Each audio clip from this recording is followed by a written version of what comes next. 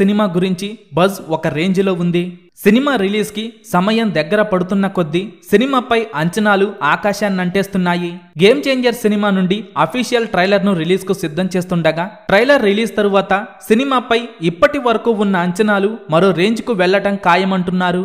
ఇప్పటికే ఈ సినిమాను చూసిన మెగాస్టార్ చిరంజీవి అలాగే పుష్ప 2తో భారీ బ్లాక్ బస్టర్ కొట్టిన దర్శకుడు సుకుమార్ గేమ్ చేంజర్ సినిమా పక్కా బ్లాక్ బస్టర్ అని చెప్పేశారు. ఈ సినిమాలో రామ్ చరణ్ నటన ఒక రేంజ్లో ఉండబోతోందట. ఈ సినిమా చూసిన ప్రతి ఒక్కరూ రామ్ చరణ్ నటన గురించి గట్టిగా మాట్లాడుకుంటారని అంటున్నారు. ఈ సినిమా జనవరి 10న వరల్డ్ వైడ్ గా రిలీజ్ కానుంది. ఈ సినిమాలో చరణ్ పాత్రకు సంబంధించి మూడో గెటప్ తాలూకు ఎలివేషన్స్ ని కూడా ఈ ట్రైలర్ లో రివీల్ చేస్తారని తెలుస్తోంది.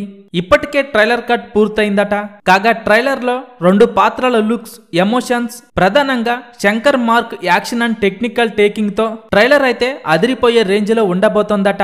ముఖ్యంగా తమన్ బ్యాక్గ్రౌండ్ స్కోర్ అయితే ట్రైలర్ కు మెయిన్ హైలైట్ అంటున్నారు.